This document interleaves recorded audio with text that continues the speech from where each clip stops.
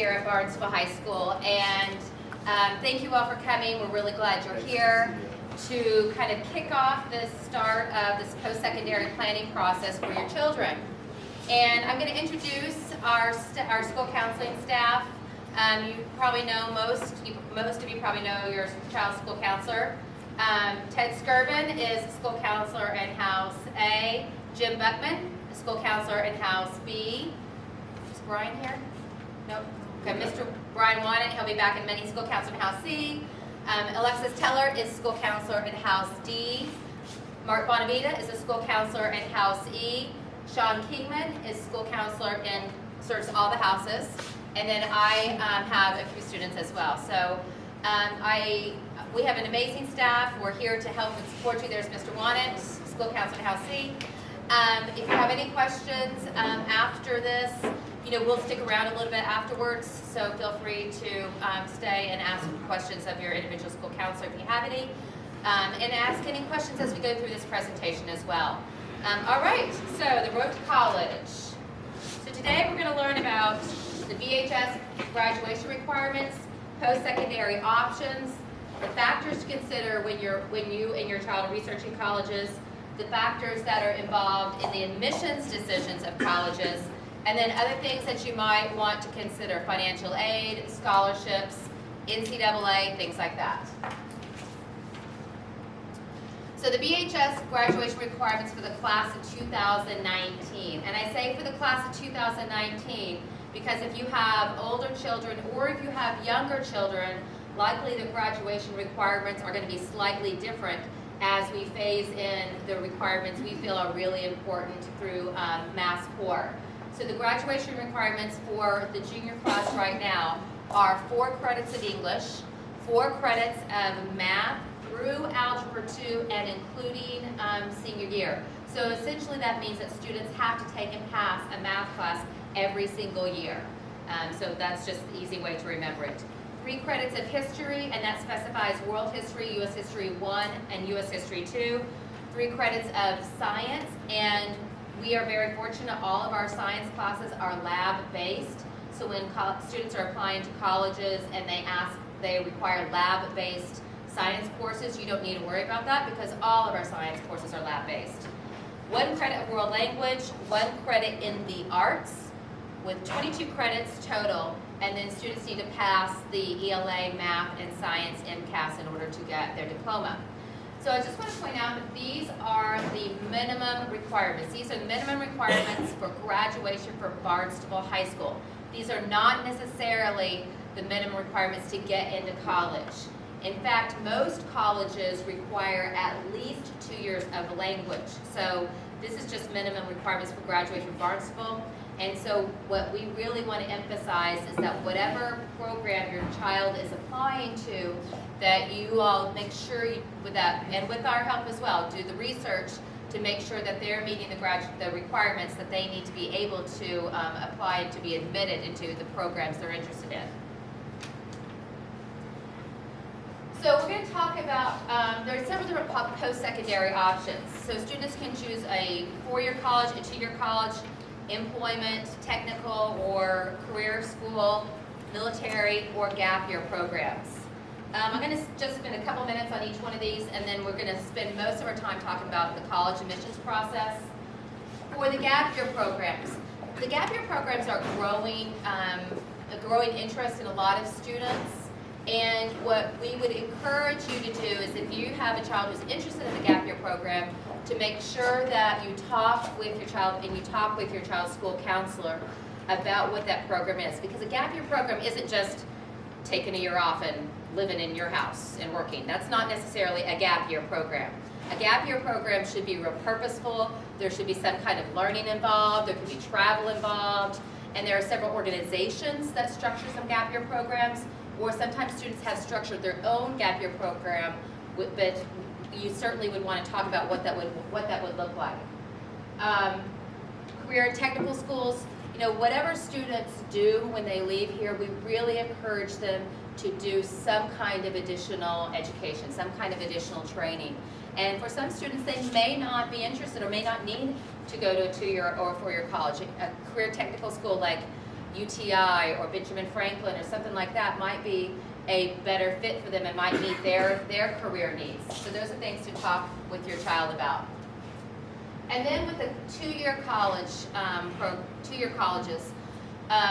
the Commonwealth of Massachusetts has made a tremendous investment in our community colleges and have really beefed them up as far as their education goes. And we really encourage families to take a good look at some of the two-year college options. There is one in particular called the Commonwealth Commitment that the governor has put in place where students go to a community college, let's say 4Cs for example, and they choose a major. Say they're going to major in biology. And they have a set course plan that they need to complete in 2 years to get those 60 credits added to your college. If they do that and they maintain the GPA of 3.0, then they're guaranteed admission at any one of the four-year state colleges and universities in the state of Massachusetts. And they have discounted tuition, and they have some other financial benefits as well. So that is a really viable option for many families. It makes college much more affordable.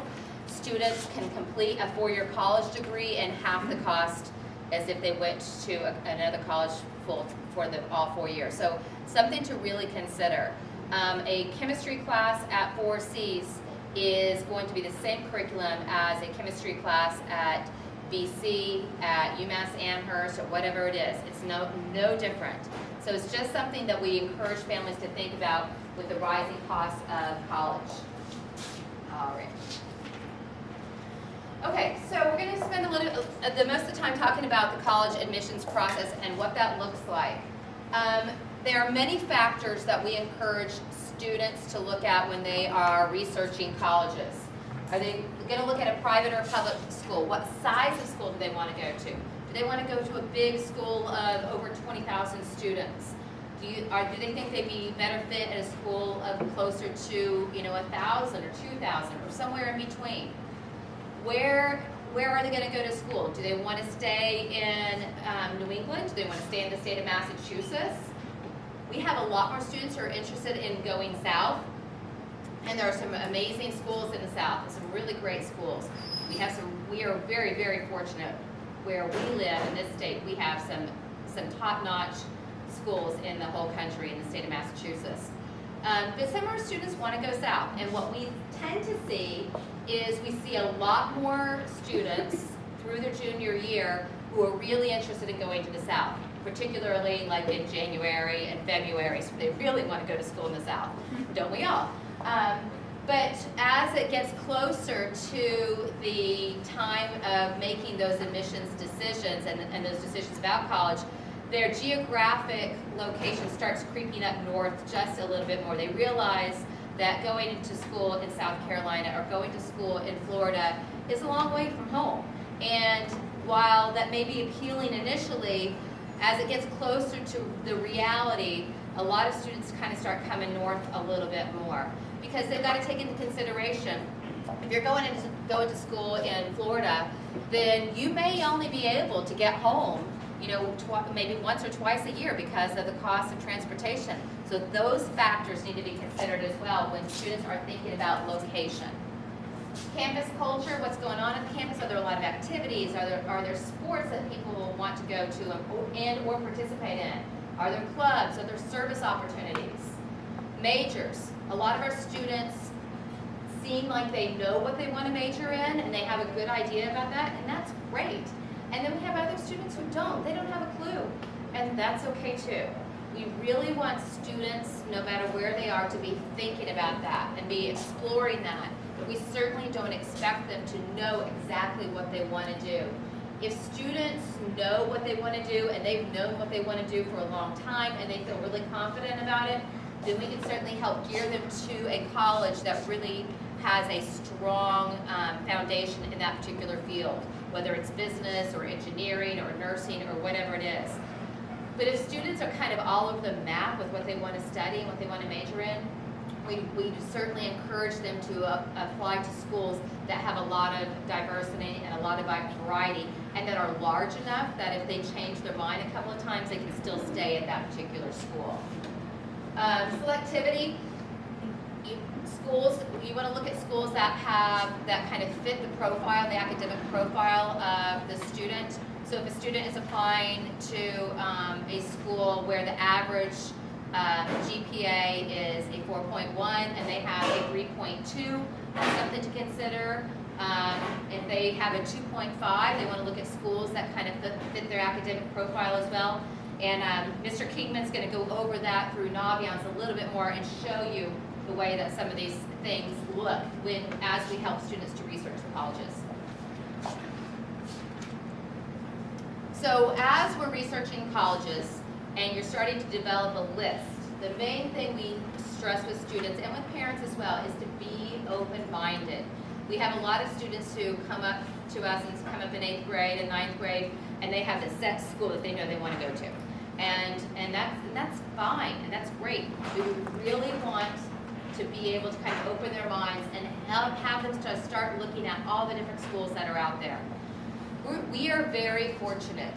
There are so many top-notch, high-tier, rigorous colleges and universities now, more than there ever used to be. And there are so many choices for students. And so for students to get set on like 1 or 2 schools is really going to limit them because there's so many great opportunities out there that most don't even know about. And so that's going to be our job to help them to explore that, and then your job to help to encourage them to look at different opportunities as well. We want students to start with a large list, and then they're going to narrow it down as we go through this process. Ideally looking at 6 to 8 schools to apply to. And we use that to kind of break that down by looking at 1 to 2 reach schools, 2 to 3 probable schools, and then 1 to 2 best chance schools. And what those terms mean are that best chance are those schools where your child's academic profile is above the average of the admitted students in that college. So let's say that the average admitted GPA for that particular school is a 3.5, and your child has a 4.0 and has good test scores. And that's going to be a best chance school for your child because they have a really good chance to get in there. We used to call them safety schools. We don't call them safety anymore because we have found out in this age of the college admissions process there really are no safe schools. You never know what's going to come up. You never know what factors the admissions committees are considering. So we don't use that term anymore. We use best chance. Probable schools are those schools where your child is right in the middle of the pack, so they have about a 50-50 chance to get in. And then reach schools are where your child's academic profile is a little bit below the average. And so it's going to be a little bit more of a reach for them. And so they may have to rely more heavily on their essay, their activities, their letters of recommendation, things like that, that may help them to get into some of those schools, or with their test scores. We really want students and families to consider academics and finances when developing the list. We encourage you to be aware of the cost of colleges and be aware of the finance piece when developing that list, but don't let that hamper you in developing the list. When the financial piece really comes into play is when you're making those decisions about where your child's going to go. We don't want the cost of the school to get in the way of you looking at that school initially though, because oftentimes some of those higher cost schools are able to offer a lot more need-based aid and merit-based aid as well, depending on your child's academic profile and their needs. So don't let that cost scare you away initially, but that is something that you will certainly be talking to your child about as you make those final decisions. So resources to build a list. How do you even start that list?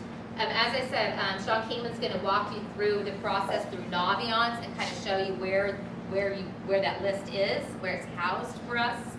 But ways that you can really start looking at colleges. We really encourage students to take advantage of going to visit colleges. All of our juniors get 3 excused absences every year to go visit colleges. So if you are going away for the weekend, you know, and you're able to take off on a Friday or take off on a Monday, you know, take your child with you and go check out a couple of colleges, you know, while you're on your way to Vermont or New Hampshire, or wherever you're going.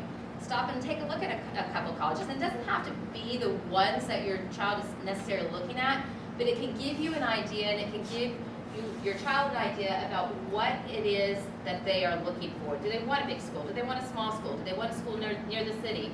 Do they want a school, you know, way outside of the city? What is it that you're looking for?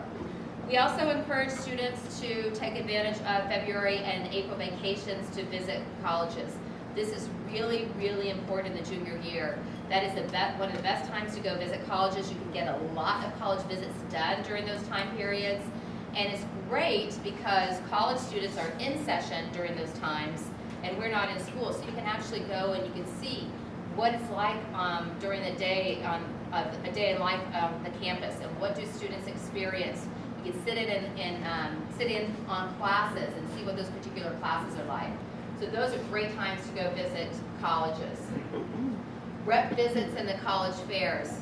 So every year, every fall, we have about 40 colleges who send the reps to our campus to meet with students. And we have usually between 1 and, we had a large turnout this year, 1 and like 40 students who go to those college visits, depending on the college. And those are really great times for your child to make a connection with the reps. And the college reps who come to our campus, yeah. That's different than the large college fair you just had? Okay.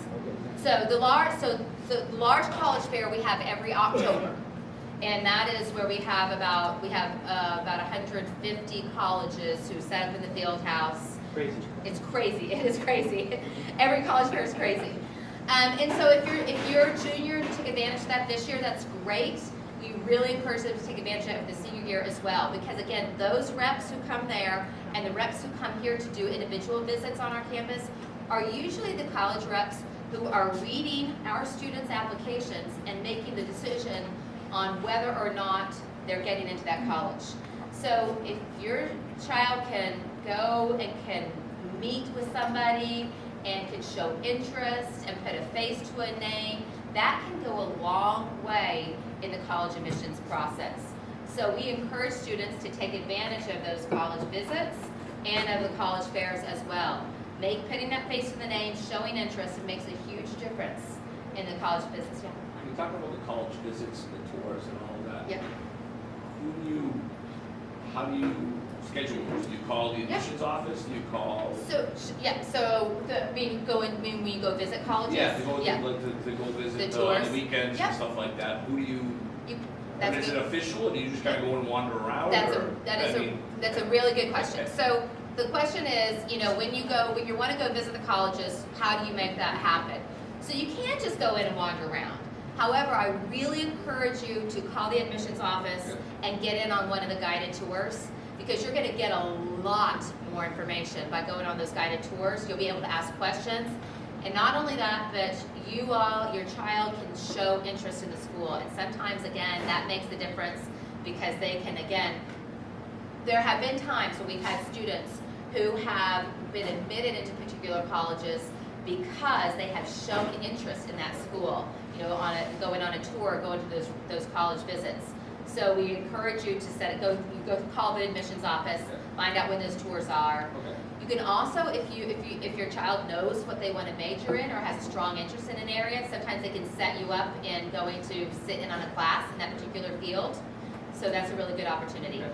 And sometimes they'll even connect you with the dean. So let's say they are interested in engineering. You know, sometimes they might connect you with the dean of the engineering school to meet with as well. So those are really good opportunities to get more information and to make yourself known in a good way. Make yourself known in a good way. Schools offer you the option after you take the tour to sit for an interview, and then they put you in the system. So if your child decides they want to apply there, your child is already in the system, and that pops up when you do the application.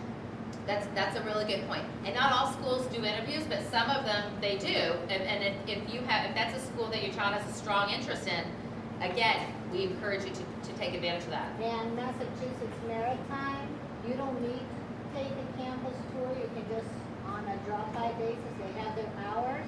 And if you like it, you can set an interview the same day, and they'll sit down with you and go through the whole, Yep. all the program. Absolutely. And every college is different, so we encourage you to call the admissions office and kind of find out, what they have to offer. And when I said, to make an impression and to really show interest, that again, that's really important, and it also can backfire the other way. If we've had students, we've heard of students before who went to the college tours and did those college visits and did not put on their best self, and the college admissions reps remember that too. It's a job interview.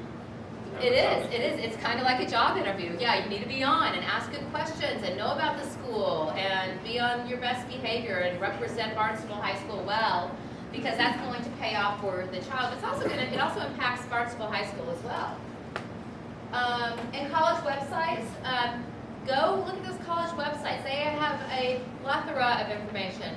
Their job really is to sell you on their particular college, so that's what they're going to put out there. So, make sure that you look at it and you really critique it and you're getting the information, the correct information that you need. All right, so those are the factors that, we want students and families to consider. These are the factors that colleges consider when they are making that admissions decision. The number one, the most important thing that they look at is the transcript. And that includes the courses that the student took, the levels, how rigorous the courses were, and then the grades they earned in the courses. That is the most important factor, by far above test scores, essay, recommendation letters, activities. That is the most important factor. They want students who are challenging themselves at their highest level and earning good grades in those courses. And when I say good grades, I mean A's and B's. Occasionally, if a student is really pushing themselves with a course that's much more challenging than they normally take, and they earn a C, that's okay, but they don't want to see, the transcript full of C's and below. They really want to see some strong effort.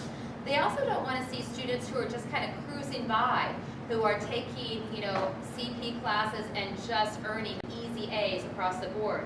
They want to see students who are going to challenge themselves. So if they can earn easy A's in CP classes, they want to see them taking honors classes. If they can earn those easy A's in honors classes, they want to see them taking a couple of AP classes. So they definitely want to see students challenge themselves.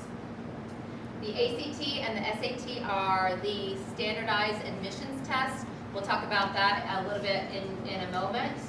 The essay. The essay is the opportunity for students to make their application packet come alive. That is what really helps them to stand out in the admissions process. Because before that, college admissions reps, they're looking at numbers. They're looking at grades, they're looking at courses, they're looking at test scores. And when they read that essay, that really helps to paint the picture of who that student is. We are very fortunate that we have a very collaborative relationship with our English department here, and our junior English teachers every spring work with students to help them to write their college essays. And so they'll start that process in the spring of the junior year, and then the senior English teachers usually help them kind of polish that up if they need help with that in the spring, in the fall of their senior year. So the essay is a really important piece of the college admissions process. Extracurricular activities, leadership and work. Colleges want to see students who are well-rounded. They don't want to see students who just have a long list of activities that they put down. They want to see students who have really gotten involved in one or two activities, who have shown leadership in those activities. A lot of our students are not really able to participate in sports or do clubs and activities because they've got to work, and we understand that. And colleges understand and they respect that as well. So if your child works a lot, that is great. What colleges want to see too is that they've made some advancements in that workplace. They've really been committed to work. Maybe they've been promoted. Maybe they have more responsibilities. so that's a piece that they can really highlight in their extracurricular activities. And then letters of recommendation. Counselors write letters of recommendation, and most colleges require at least one, and usually 2 letters, teacher letters of recommendation. And the teacher letters of recommendation should really be from, we ask students to look at their junior teachers, because those are the teachers who are going to have known the student the longest at the period that they're applying to college. And they're going to have known them right before that time period, so they'll be able to see them at the age when they're closest to applying to college, and be able to really assess their academic strengths and their academic abilities and their contribution to the education process. Yes? In many of the college websites I've gone through, they have a page for, if you're considering, this is what we want to see, blah, blah, blah. And a lot of them talk about volunteer work. And my son has no volunteer work, because between crew and school, and homework, there's absolutely no time. It's like training 6 days a week, school, in the morning, part of the afternoon. He gets home at 7 o'clock at night. When is he going to do volunteer work? And how much so the question is, how much of volunteer work, how much of that impacts admissions? So the question is about volunteer work and how much that might impact the admissions process. And I think the answer to that is it depends on the school. I mean, there are some schools that are very service oriented, and so they're going to look a little bit closer at that. And we know our students are busy. Our students are so busy between school, work, sports, whatever it is. What I tell my students, though, is to look at the things that they just do. Do they babysit little brothers and sisters?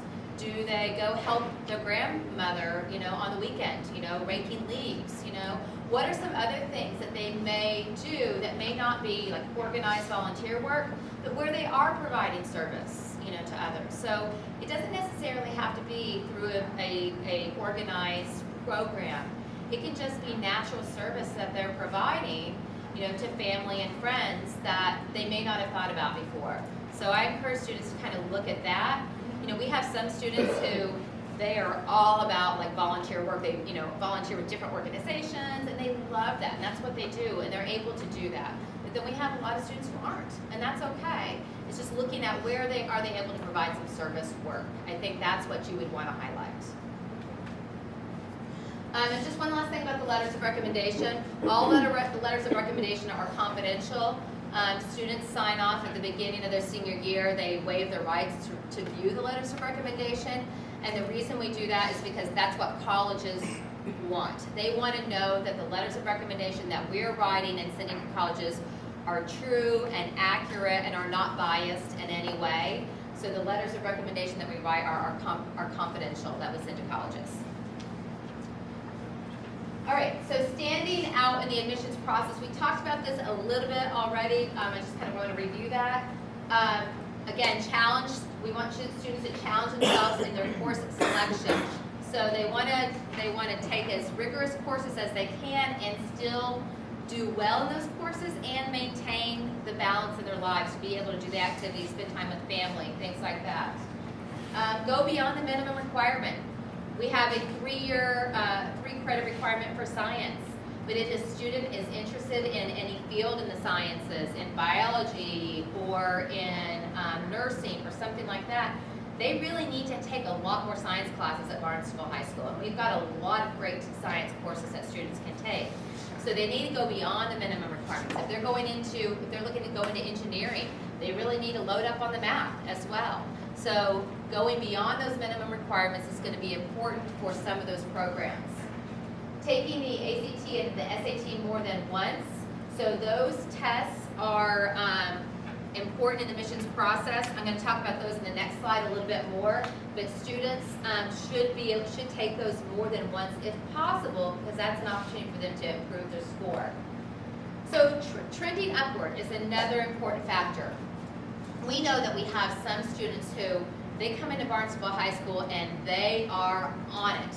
They've got great study skills, they've got great test taking skills, they ask questions in class, they stay after school for extra help, they do their homework every single night without any prompting, and they are focused and they are on it from the beginning. We also know that we have some students who don't start their academic process in school that way, and that may take them a little bit longer to develop some of those skills. Maybe they're not great about doing their homework, you know, in their 9th grade year. Maybe they haven't quite figured out how to study for tests really well. Maybe, you know, you're pushing them, and it's a battle, and we're pushing them, and it's a battle, and they just haven't quite got it together yet. We know that that happens. What we see often happens is that those students mature as they progress, and that, you know, freshman year grades may not be that great. Sophomore year, a little bit better. Junior year, okay, they're starting to get it together, and and we can see that. So colleges want to see that trend upwards, because that is showing that students are really maturing into the academic students that they need to see in college. You know, as opposed to being flat or trending downward. They certainly don't want to see that. They certainly want to see students trending upward. And colleges will take that into consideration. You know, I've got several seniors right now who their GPA just is not that great right now, but they've got that upward trend. And I can talk about that when I write my letter of recommendation for the colleges about where they are as a student now, and about the growth, and about my expectations of them when they go to college is much greater than it would have been a couple of years ago. So they want to see that upward trend. They also want to see a rigorous senior year. There is no such thing as taking it easy during your senior year. That is the last year of high school before college, and so that is the year when colleges want to see students take the most rigorous course load, because it's going to be rigorous in college, and they want to know that they can handle it. They want to know that they're up for the challenge. We don't want students to push themselves to a limit that is overwhelming at all. We just want them to challenge themselves, like we have asked them all along. And then, as we mentioned before, to demonstrate interest in tours and interviews. All right, testing, ACT and or the SAT. So the ACT and the SAT are two different standardized college admissions tests. Colleges will take either or. There is no preference. In the Midwest and the West and part of the South, the ACT is much more popular than the SAT. Where we are, the SAT has been a lot more popular than the ACT. And it's just geographics. It's kind of where the colleges, where the companies are, and where they've really marketed to the different schools that make the difference. A couple of years ago, the SAT, College Board with the SAT, made some major changes to the test. They were losing market share in the country to the ACT. So they decided they really need to revamp their test in order to be competitive. And so they redesigned their test substantially so that now it looks a lot more like the ACT. So the two tests are not that different anymore. They used to be, but they're not as different as they used to be at all. And so a couple of years ago, we really pushed our students to take the ACT at that time, because we didn't know what the new SAT was going to look like. Colleges were telling us they did not know how they were going to read the scores and how that was going to affect admissions. And so in order for us to be safe, we encouraged students to take the ACT because it was a known factor. Colleges knew how to read those scores. There was test prep materials available to prepare students, and we wanted to make sure our students were in the best position possible when they were applying to colleges. Now that the new SAT has been out a couple of years, we feel comfortable with it. Colleges have learned how to read the scores, which are different than the old SAT scores. And so we encourage students to take either or, to take the SAT or the ACT, and it really is no preference. Yeah? So should they take the ACT in April, like, or ACT, whatever, take it in April and then retake it in June and then retake it senior year? Like, should they do that? Like I see students, you said they should retake the test of Right. get the best senior year. Should they do the ACT twice, the SAT twice, and then the third time? So we really have not found much difference in test scores if students take it more than twice. So what we have encouraged students to do is if you can take the ACT and the SAT both, to take them both in the spring and see how you do.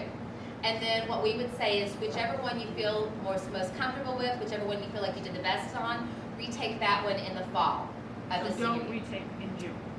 No, you don't need to take it more than once. And in fact, if you could wait till June, take the ACT in June, take it in June. Okay. Yes. What about those, SAT or ACT, prep courses? Like the Princeton Yep. Review and Kaplan? Right, so the prep, so whatever test your child takes, we encourage them to do some kind of prep work. So there are prep courses that are online that students can do. You can go get one of those big books, those big SAT and SAT test books, and go through that process. ACT and the College Board, which has the SAT, they both have some test prep options online as well. So whatever is going to fit your child's style, we encourage you to do some kind of test prep, because that really will make a difference in test scores. We don't want students to what we don't want students to do is to sign up for the test, don't do anything, show up at 7:30 on Saturday morning and just take the test cold, because they just won't do their best. Students really need to kind of know, not necessarily the content, I mean the content they should have been learning over the past several years, but how to take the test, how to pace themselves for the test, how to prepare, things like that. What scores are we looking for in ACT and SAT? That is a very individualized question. So, Well, what's the max?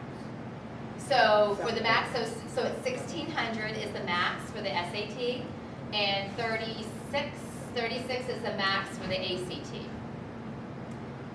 And that rarely happens. But one of the things that you can do too is that when Alexis shows you our website, she'll show you the testing part of our website. There is a concordance table on there where you can compare SAT and ACT test scores, so that if a student gets an 1150 on the SAT, what is an equal score on the ACT? What does that look like? To add on to that, Yep. I know that we, in Massachusetts, we do MCAS. So, in relevance to testing, how does that place on it? So does that? It doesn't. No, For graduate. Right. MCAS don't have any impact on college admissions. It's only just for graduation from high school. Good questions. The other thing too, and Alexis will show you this as well, is that we have some students who, and colleges know that some students just don't show their knowledge really well in these standardized tests, and that these standardized tests are not necessarily a predictor of how well students do in college. So now there are over 880 colleges that are test optional, so they do not require tests for the admissions process. So if your child is one of those students who just does not do well on these standardized tests, that might be one thing to consider, is looking at some of the schools that are test optional. Now that said, a lot of these schools still would require test scores to consider any kind of financial aid, so any kind of merit-based aid. So sometimes you may not have to submit the test scores for admissions, but in order to be in consideration for merit-based aid, they sometimes require the test scores for consideration. NCAA, so for any of your children who are student athletes and interested in possibly participating in D1 or D2 sports, they need to register through the NCAA clearinghouse, and that just makes sure that they are registered. It gives recruiting teams the opportunity to start recruiting them and start that formal process. And it also ensures that students are meeting the eligibility requirements that they need to meet in order to play college sports. So that's something to consider, and we encourage you to do that and to follow through with that. if you have a child who's interested in playing at the D1 or D2 level, and certainly talk to your child's school counselor if you have questions about that. All right, so student timeline, this is on our website as well, but I'll go through it really quickly. So next week, we're gonna meet with all of our juniors in small groups, and we're gonna kind of do this with them. But we're gonna dig in a little bit more to the college search process with them and have them really start developing that list. The other thing that students really need to do all throughout their junior year is to focus on their grades. The junior year is the most important year academically for students because it is the last full academic year that colleges will see before students apply to college. So this year is really important. Can I circle back? You just mentioned the list again. And, is there like a website where I can plug in average GPA, average school size, geographic location, course selection, or is that Alexis's job? That Alexis is going to show you how to do that. Okay? Yep. Okay. And it's great. There's some great resources that we're going to give you. Again, visit colleges and start developing the list. Take the ACT and the SAT in the spring. The autobiographic statement. This is another thing that our junior English teachers help us with. This is basically a structured autobiography for students. They answer questions that we're looking for, like, what are your passions? What's a challenge you've overcome in your life? Where have you demonstrated leadership skills? You know, what do you see yourself doing in 5 or 10 years?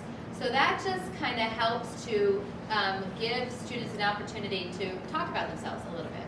And some students are good about that, and some students aren't very good about that. But it really helps to give us a little bit more in-depth information, and we use that when we write our letters of recommendation. So I really encourage you to look at your look with your child on their autobiographic statement and see, and ask them if you could see what they wrote. And sometimes you might have some insight, and you might be able to say, hey, well, how about this? Remember this time in your life, or how about that, or how about when you did that? You might be able to prompt them a little bit on some things that they may not be thinking about to put in that autobiographic statement, and that is a really important piece.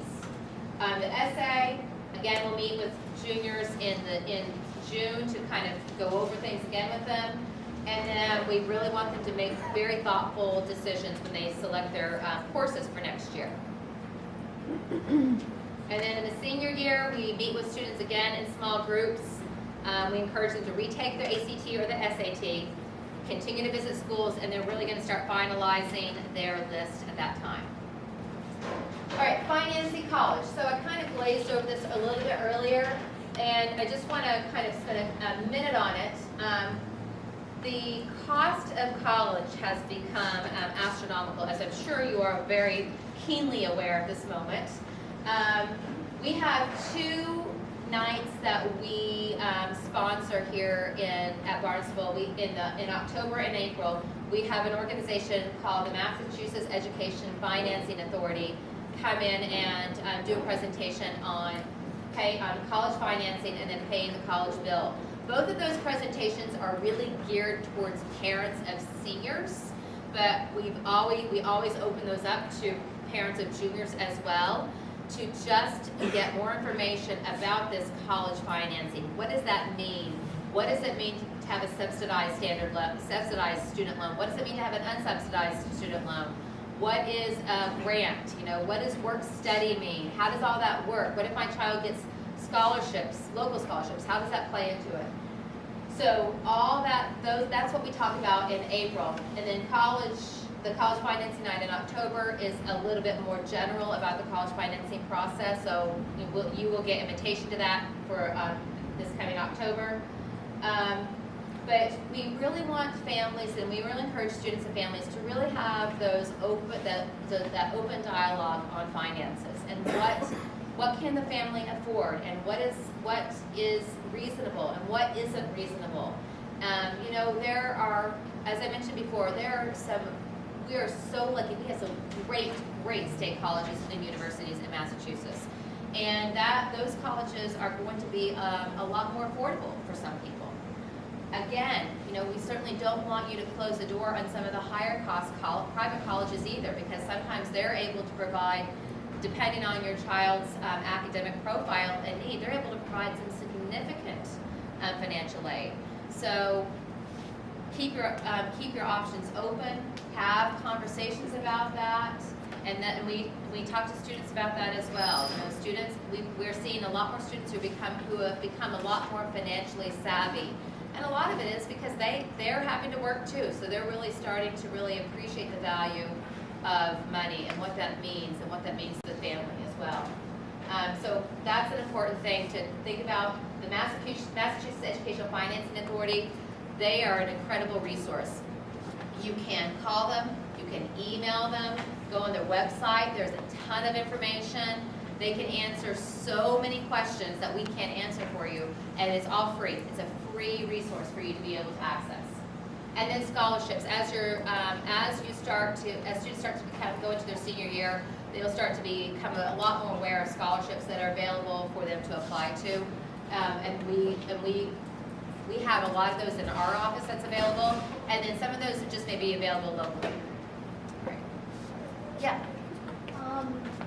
With respect to applying for financial aid, can we only do this in, starting the senior year, or can we do it in the junior year and then just update information?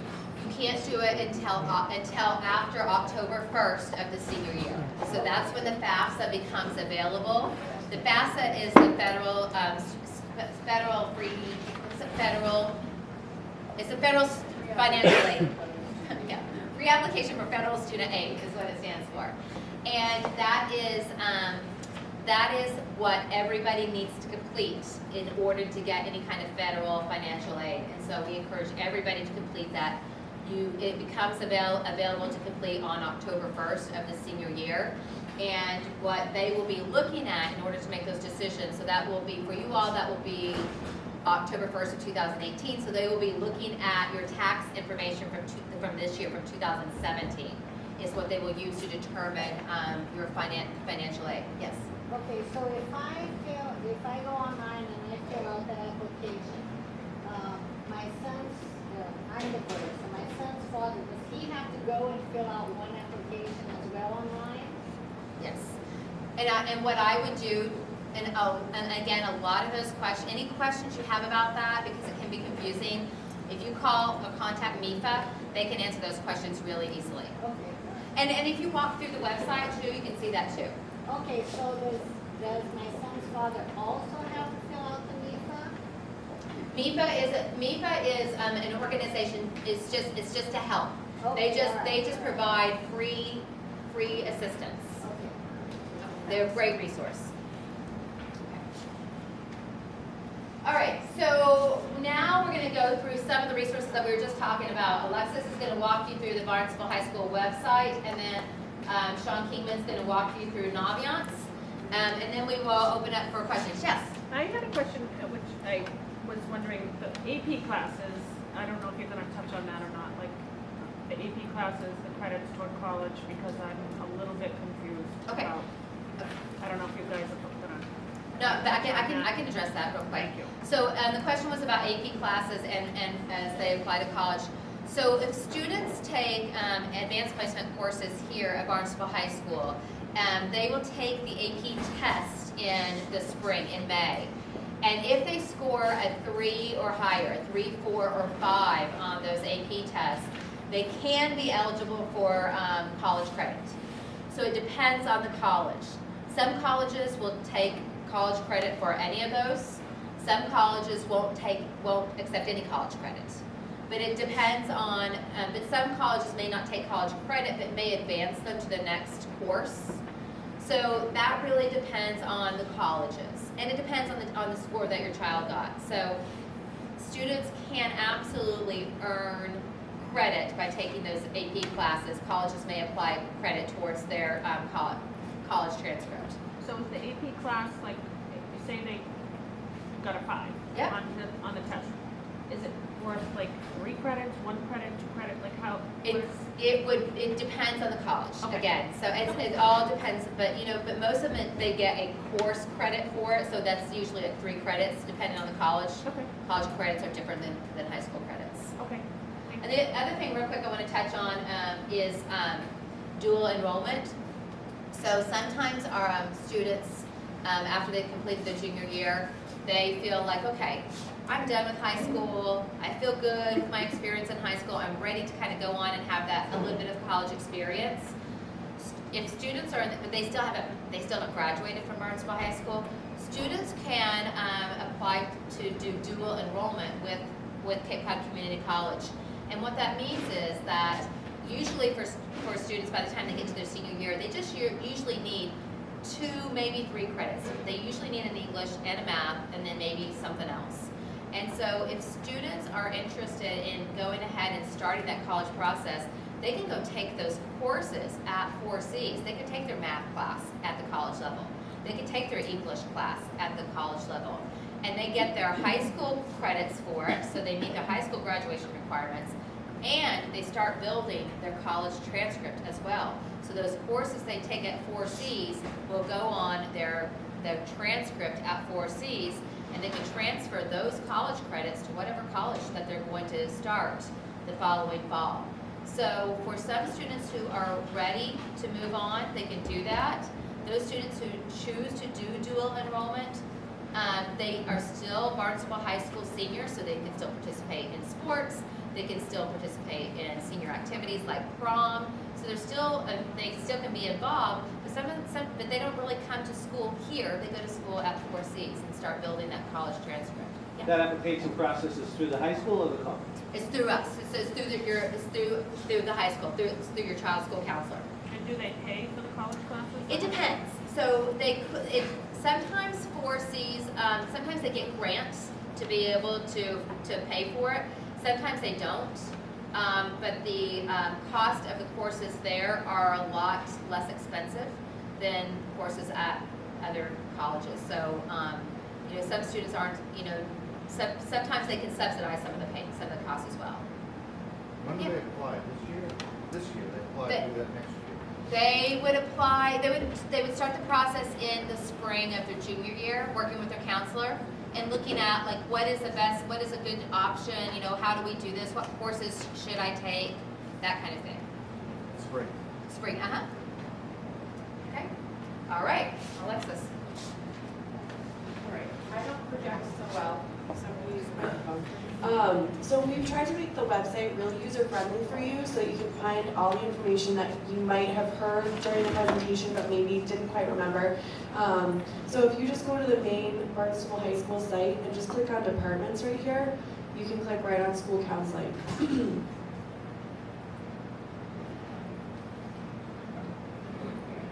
Sorry, the internet's slow.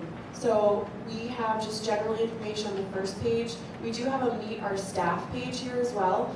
So if you by chance don't know what your child's school counselor's contact information is, it's all here with our phone numbers and email addresses just in case you needed us. We're going to show you a Naviance demonstration in a little bit, and if you wanted to get it set up with your own username and password, you can just email us and we'll get you set up on that program as well. So we have a calendar program in here, which we post every single event that we have going on at the high school. So we have the college rep visits that Jen was mentioning, where they come and they sit down with our students just to talk about their programs and what they offer. We have every single one of those visits on our website. We also have any programs that we're going to be doing with our students. So next week we're going to be sitting down with your students just to do a college orientation with them as well. So it's all up on our calendar.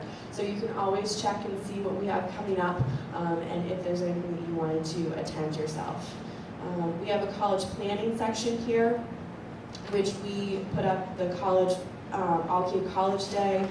We have another link to the college rep visits. We have previous videos up here as well. So this program that we did last year, we have up on the website if you wanted to take a look at that. We have the PowerPoint that we passed out today. And we also have another video on here. It's a great opportunity for you to attend this May. We call it our parent-to-parent breakfast. So our current senior families come and they talk to you about what their process was this year. And there's always some little gem of information that's going to help you to get your kid kick-started into this process. So I think it's a really great opportunity. And this was our parent-to-parent breakfast, I think 2 years ago, that's on the website for you to look at as well. And then the timelines right here. So if you leave today and you're like, what is my kid supposed to be doing this spring? We've got all the tips for you right here.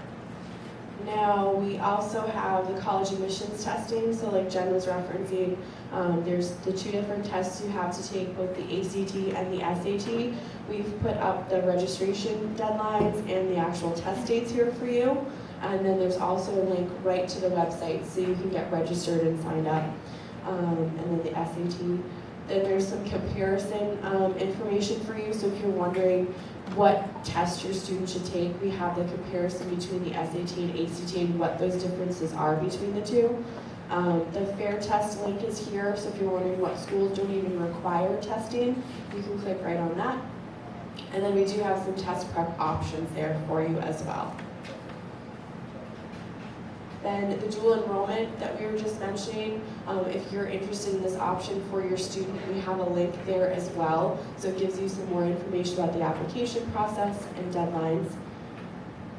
The financial aid link we've put here too, so any of the upcoming events that we have with NEFA, we have the links to the different applications you'll need to fill out. So the FAFSA is the general application that all schools will be looking at, that again you'll fill out in October of next year. But then there's also another form called the CSS profile, which a lot of private schools look for. It's just more detailed financial information, so that link is also up there. And then the link for NEFA is here for your convenience as well. Scholarships are a wonderful opportunity. A lot of students will kickstart their college application process in the fall and then have a little bit more time on their hands once they get into the winter season. And that's a really great time for them to start tackling scholarship applications. These are our current scholarships for this year. As you can see, we only have 3 bulletins right now, but they start coming pretty fast and furious once we get into later fall and the winter time. And these are all local scholarships available to our students. You don't have to pay them back. It's free money, as I like to say. So it's definitely worth taking the time to fill out applications, because sometimes a lot of kids don't bother to take the time, and your student might be the only one who applied. So it's definitely a really good, yes, senior year. Very, very good question. So you'd be applying as a senior for the following year. There is a big scholarship bulletin that usually comes out in about February, so that's a real good bang for your buck, because you can fill out an application one time for a whole bunch of scholarships. So it's really good to get your student all squared away with applications so you can start pestering them for scholarship stuff too. And then the student athlete link is here if you needed it, so if your student was interested in playing a Division I or II sport, the NCAA link is here, and also some PowerPoints that we found useful for families in case that's something that you wanted to consider at all. So any questions about our website at all? Okay. So Naviance is the program that Mr. Kingman's going to talk about in just a minute. You can get the link to Naviance right on our school counseling website too. It's called Naviance Family Connection. So it's the program that we use for our students to do the college search process. So like you were asking about, where do you find all this information? It's a really great way for the school counselor, the student, and the parents to have an idea of, what schools are we looking at, what are they looking for, what are application deadlines. It kind of just organizes everything for you. So if you're interested in getting a username and password for this, we will connect you to your student so you can see all of their information, and you would just need to email us and we can get you set up on that program.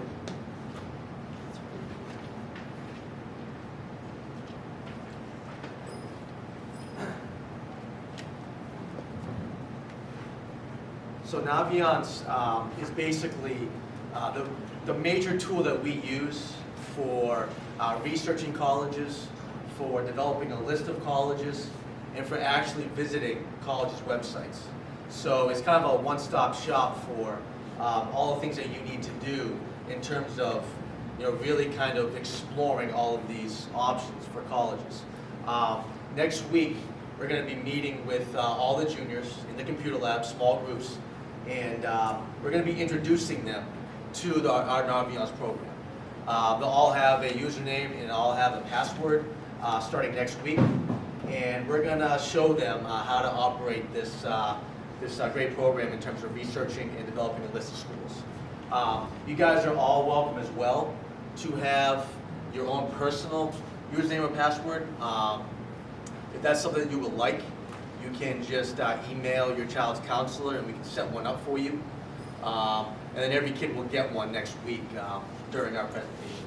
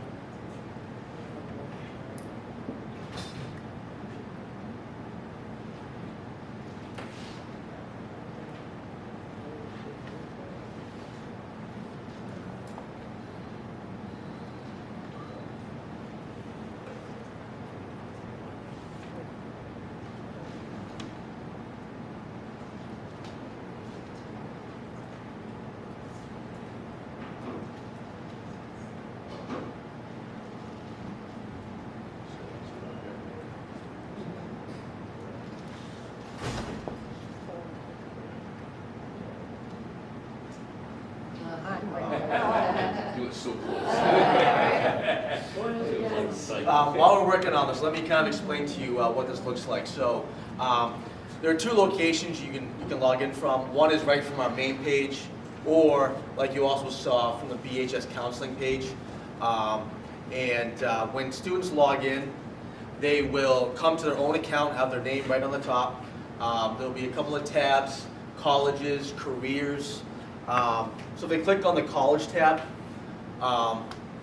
they'll be able to use several different research options.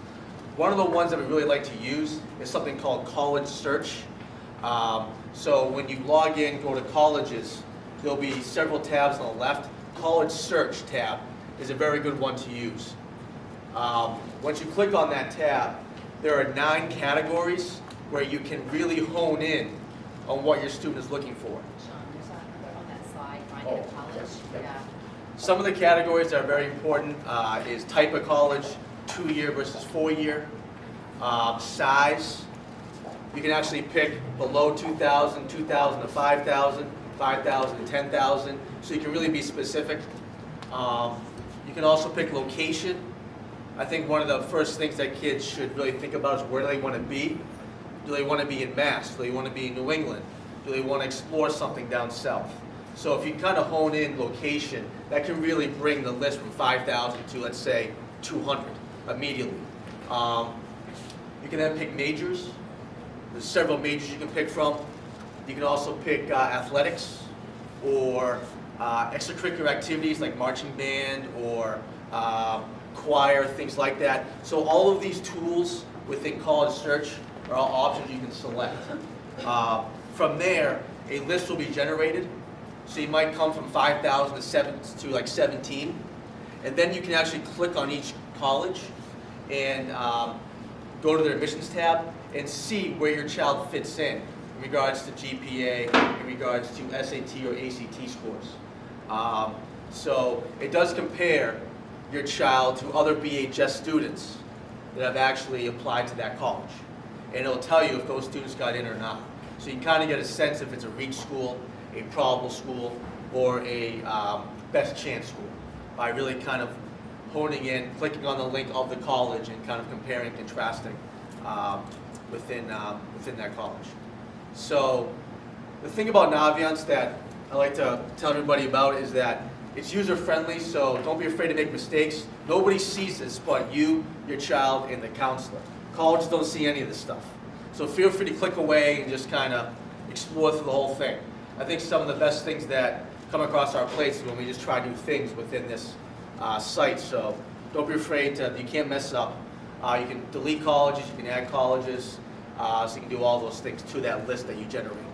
I know at first it might seem a little chaotic in there because of all the options, but just play around with it and you'll kind of come to like it over time, and then you can build a list from there. Yep. So the only advantage for me getting my own username and password is I can build my list of schools and No, schools? you have some restrictions within Naviance, so you can see what your kid is doing, but you know, it's really the kid's account that's going to be allowed. So I'm messing with his list. I don't get to have my own list over here. You can add, we can see it. Yeah, it does say who adds it. It says parent versus student. Yeah, so you can build a List within a list. list within a list. Yeah. Do you think it's beneficial for a parent to have their own username and password? I mean, to be honest with you, I think we can all agree that this process only works well if you give your child kind of the leeway to do the exploration. Oftentimes I recommend just logging in with your child or using their own account as well, because you can basically look at this, you look at the same stuff with your own account. So, you know, but it's really important for them to kind of get the ball moving and to encourage them, because if they feel more invested, they're going to be more apt to continue with the process. But you're more than welcome to have your own login. We can set you up with one. But basically, you're going to be doing the same thing. And so many parents just end up using their child's login. You know, it's also a way for you to remind them what their login is. You know, because a lot of times they do forget. So keep it simple, but we can provide it with you. Once that's through the college visit process is very important too. Yeah. Just looking at colleges is quite different from visiting them. Oh yeah. Yep. Because the child walks out and just gets that immediate feel, you know, this is where I want to be. Right. That's very important. I mean, you might develop a list of 10 schools in Naviance, and you won't actually, you can take a virtual tour through their website and see the cool buildings, but if it's a school that you're really considering, getting a chance to see that school, stepping foot on the grounds, you get a feel for the type of kid that's there, the culture around there, maybe what the classrooms look like, things like that. So, but the virtual tours do provide a good sense of what the campus looks like. But if you're looking at a school like University of Georgia, which is a very big school, and you can't get there, you can just go visit UMass Amherst and get a sense for a big school. You know, so you can get a sense of what a big school is like. Oftentimes, parents, if the kid applies to, let's say, the University of Alabama or University of Georgia, and they get in, then they might go see it. But you know, sometimes you don't have the opportunity to go see that. But maybe just stepping foot on UMass Amherst campus, you get a sense for a big school. And then if your child applies to a school far away, they can then go visit it after they get in. So you're not visiting 10 different schools if you only got into 3 of them, and then you can see those ones later. So. Okay, great. Jen, did you call Hope Taylor? Caller? Yeah, I'm in a meeting right now. Oh, okay. Yeah, tell them. She's in another meeting right now. Oh, she, okay. Yeah, All right. she has some training. So here it is. So if you log in right here, this is what your child will see immediately. So if you click on the colleges tab, which Alexis did, and we're right here, you're the college I'm thinking about. This is the, you want to operate out of college that you're thinking about for the junior year. Once you really develop a great sense of the schools that you want to apply to, then you can move them to colleges that you are applying to. So have 2 separate lists, thinking about and then applying to. So here we've developed this list, and I'll show you how this list developed. But on the left-hand side, why don't we go ahead and insert some of those real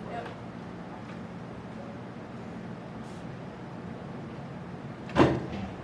All right, so we have a blank slate. So on the left-hand side here, we got several search options, and play around with these, okay? But if you go to college search, this is a popular one that kind of sets the ball moving. You have these 9 categories that I talked about in terms of really honing in. So the first category is type. And so 2-year versus 4-year. So we're going to click on 4-year. in this case. And he's going to look at public and private for now. So this student's name is Red Raider, and he has a 3.4 GPA, and he has a 1040 on his SAT. All right, so those are the numbers he's working with. That's kind of his academic profile. CP, honors student, with a hardworking kid that's really got B's to his high school career. Okay. So location, he's going to look at Massachusetts and Rhode Island.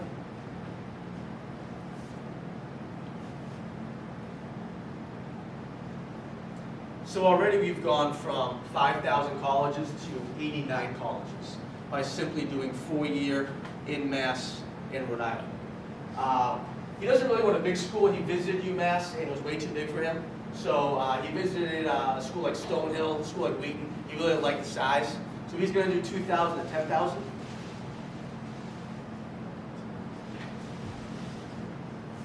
Now we're down to 41 schools. Okay. Now, he does play golf. He's a pretty good golfer. He likes to play a lot, very good on the golf team here. So he might want to play in college. So he's going to make sure that he's looking at schools that have golf options for him. He's going to just click on Division 1, Division 2, and Division 3, you know, to start. Now we're down to 22 colleges. We're going to go to majors.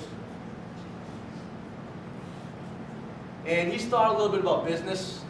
He's kind of done some research, and he might want to make sure his school has business administration as a major degree. So he's going to put that on his option.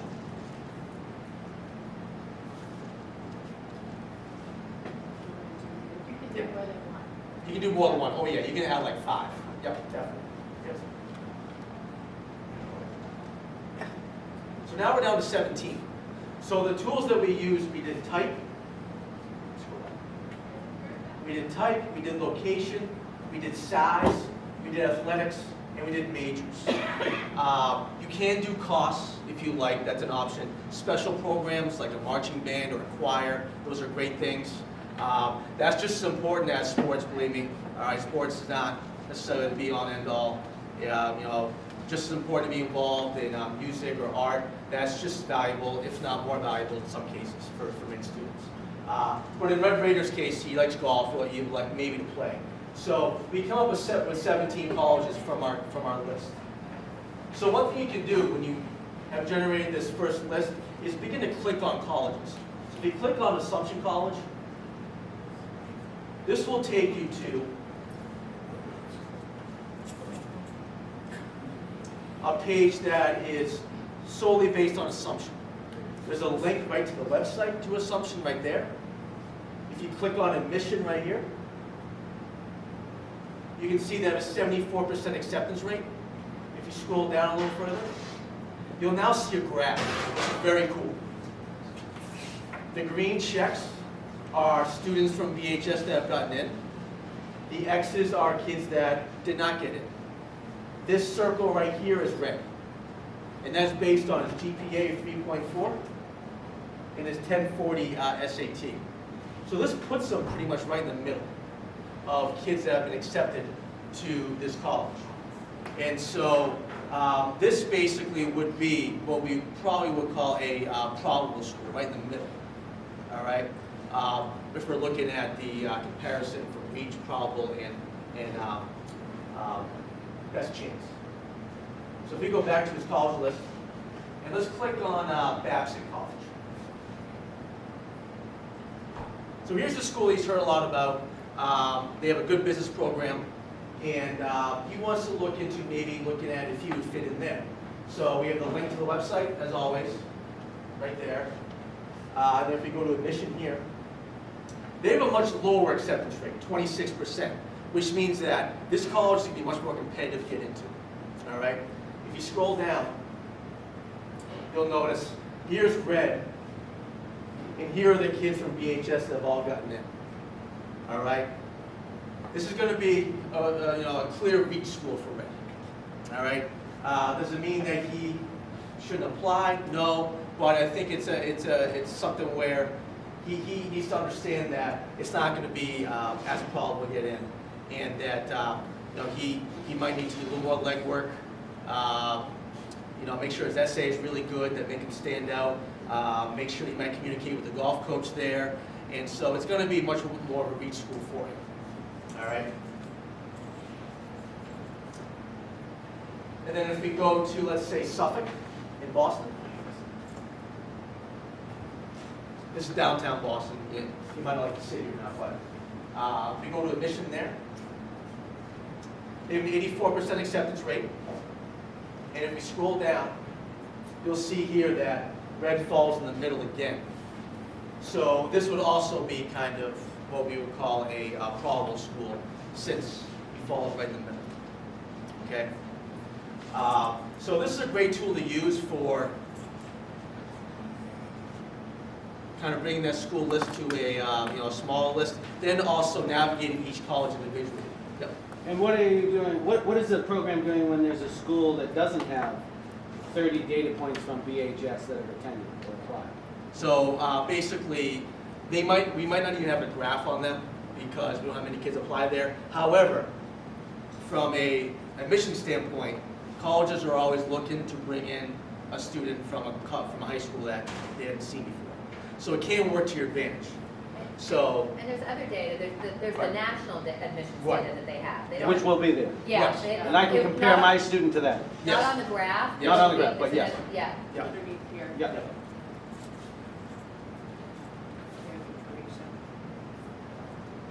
Yeah, everything we're looking for down here. Yep.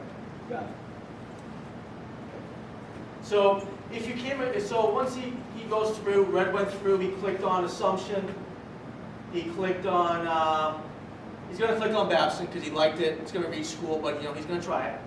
He's going to click on Suffolk. And so now, he clicked on them by pick and pick, and then add two colleges he's thinking about.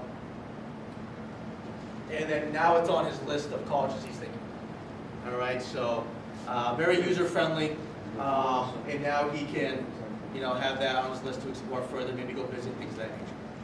Okay. So, like right now, we keep kids out of this next week. If they haven't taken the SATs, if they take it, can they put in probable GPAs so they can get an idea now? But the best thing for them is to look at the national. And we were not going to have their data for them for next week to put in, but they can see what the average is from the school without comparing it to BHS kids. All right, so they'll be able to see BHS kids that have gotten in there, just not have them on it. All right, so they'll be able to go right to do exactly what we just did, and then they'll be able to see all the BHS kids that have applied there and gotten in, or didn't get in. And they can kind of compare themselves. They can compare, yes. Yeah. Yeah, but their circle will not be on there, because their GPA and their SATs aren't in there. Yep. But the graph, I can't see too well, so, but the graph shows those Yes. GPAs. Yep. Yep. The graph will be there, just not the individual student graph.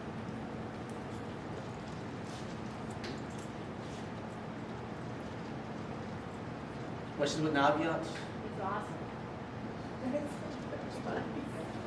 How long has that tool been being used? We've been used about 5 years now, 6 years now.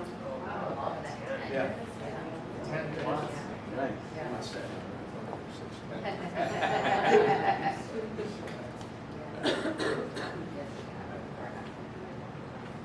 So, play around with it. Feel free to, all your kids will have logins next week. All right?